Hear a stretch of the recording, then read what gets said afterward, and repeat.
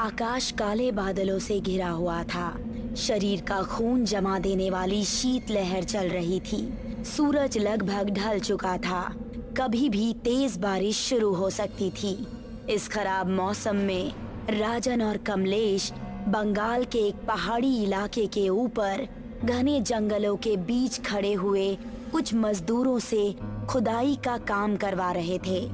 वो दोनों पुरातत्व विभाग के बड़े अधिकारी थे। तभी वहां पर अचानक एक भूचाल सा उठा और मजदूरों में खलबली मच गई। एक मजदूर जिसका नाम सुखिया था, वो दौड़ता हुआ उन दोनों के पास आकर बोला, इस भूचाल से मजदूरों में खलबली मच गई है। सारे मजदूर डरे हुए हैं। सुखिया ने इतना कहा ही था कि तभी सब कुछ सामान्य हो गया। जरा सी बात पर तुम लोग काम करना बंद कर देते हो। मत भूलिए, मेरे कहने पर ही सारे मजदूर यहाँ पर काम करने के लिए आए हैं। हमें भी ऊपर जवाब देना पड़ता है। और रहा सवाल इस भूचाल का, तो कभी कभी ऐसा होता है जब जमीन में गड्ढा अधिक गहरा हो जाता है तो धरती हिलती हुई सी महसूस होती है। इसमें कोई घबराने की बात नहीं है। कमलेश सही कह रहा है सुखिया, हम अपनी मंजिल के बहुत ज्यादा करीब हैं। लेकिन सरकार। लेकिन वेकिन कुछ नहीं सुखिया, तुम्हें अंदाजा नहीं है मैंने इस प्रोजेक्ट पर कितनी मेहनत की है। और अगर यह प्रोजेक्ट सफल हो गया तो मेरा नाम विश्व में मशहूर हो जाएगा। और तुम्हें मैंने मजदूरों को काम कराने की मुंह मांगी कीमत दी है। राजन की बात सुनकर सुखिया मुंह लटकाकर वहां से चला गया। कमलेश मुस्कुराता हुआ राजन से बोला, वैसे मैंने सुना है कि जिस राजा के महल की हम खुदाई करवा रहे हैं उसके पास बहुत खजाना था। सोचो राजन, अगर वो खजाना हमें मिल गया तो हमारी तो किस्मत ही खुल जाएगी। तो मैं कौन सा यहाँ पर राजा का महल देखने के लिए आया हूँ। मैं सिर्फ और सिर्फ उसी खजाने की तलाश में यहाँ पर आया हूँ। और तू तो जानता है कमलेश, मेरा अनुमान कभी भी गलत नहीं निकला। तो फिर देर किस बात की है? दिया और नताशा को भी फोन करके यहाँ बुला ले। उन दोनों ने भी हमारे साथ बहुत मेहनत की है।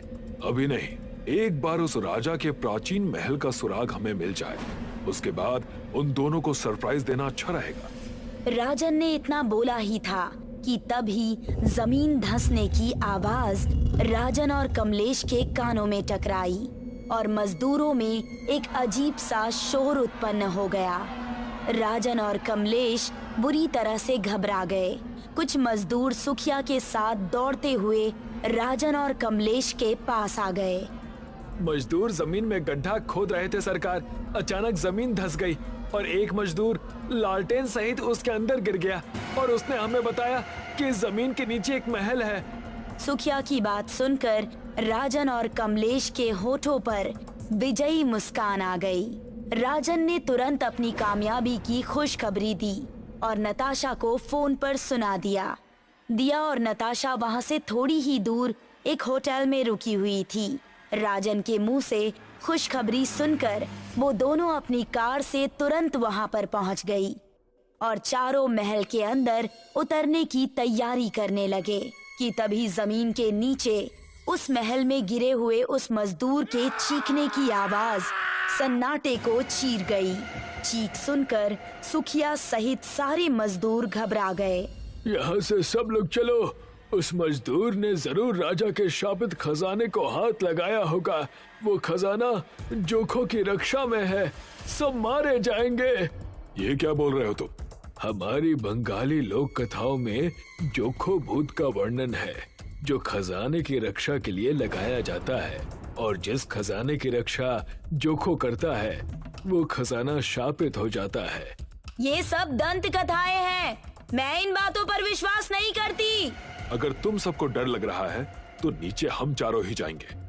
उन मजदूरों के लाख मना करने के बावजूद भी राजन, कमलेश, दिया और नताशा टॉर्च पकड़कर रस्सी के सहारे नीचे चले गए। उन चारों ने टॉर्च की रोशनी में देखा वो महल बहुत खूबसूरत बना हुआ था। वो चारों महल के अंदर घूमने लगे और चारों ने महल के अंदर धूल का एक कण भी नहीं पाया। और ये सब देखकर वो चारों बहुत बुरी तरह से हैरान हो गए। वो मजदूर हमें दिखाई नहीं दे रहा जिसके चीखने की आवाज हम सबको सुनाई दे रही थी। हमें उस मजदूर से क्या, खजाना मिलते ही हम उन मजदूरों को स्वयं भगा देंगे और सारा खजाना लेकर इस देश से रफू चक्कर हो जाएंगे। राजन और उसके दोस्त बड़ी गहनता से उस महल की छानबीन करने लगे। तभी उन चारों की नजर महल के एक बहुत बड़े दरवाजे पर पड़ी, जिसका ताला टूटा हुआ था। टूटा हुआ ताला देखकर ऐसा महसूस होता था मानो कि उसे अभी हाल ही में तोड़ा गया हो। राजन और उसके दोस्त दरवाजा खोलकर अंदर घुस गए। अंदर अंधेरा छाया हुआ था। उन चारों ने अपनी टॉर्च की रोशनी जैसी ही उस कमरे के अंदर मारी तो उनकी आंखें फटी की फटी रह गई। उन चारों के सामने सोने के सिक्कों का ढेर लगा हुआ था। उस कमरे में मौजूद हर वस्तु सोने, चांदी और हीरे की बनी हुई थी और वो सोना हर तरफ बिखरा पड़ा था। हम सब अमीर हो गए दोस्तों। हमारी आने वाली कई पीढ़ियों को भी अब काम करने की कोई जरूरत नहीं पड़ेगी। वो देखो, किसी की लाश पड़ी हुई है। कमलेश ने जैसे ही टॉर्च की रोशनी में देखा तो उसके शरीर में डर की एक लहर दौड़ गई। सामने उसी मजदूर की लाश पड़ी हुई थी जिसकी आंखें गायब थी। ये तो उसी मजदूर की लाश है जो नीचे गिरा था। इसे किसने मारा? तभी उन चारों के कानों में किसी के गुर्राने का स्वर टकराया। वो स्वर इतना भयानक था कि उन चारों के दहशत से रोंगटे खड़े हो गए। अचानक राजन, कमलेश और दिया की टॉर्च ने काम करना बंद कर दिया। देखते ही देखते उस कमरे में अजीब सी गंध फैल गई और वहाँ एक धुआं सा उठने लगा। वो चारों जोर जोर से खांसने लगे।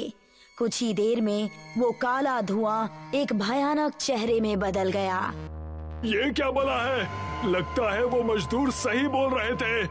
राजन ने इतना बोला ही था कि तभी बिजली की रफ्तार से उस भयानक चेहरे वाले ने अपने नाखून राजन की आंखों में गाड़ दिए और उसकी आंखें बाहर निकाल ली। राजन एक जोरदार चीख के साथ मृत होकर गिर पड़ा। अपनी जान बचाकर भागो!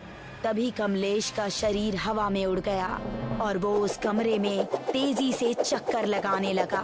कुछ ही सेकंड्स में कमलेश का सिर दीवार से टकरा गया।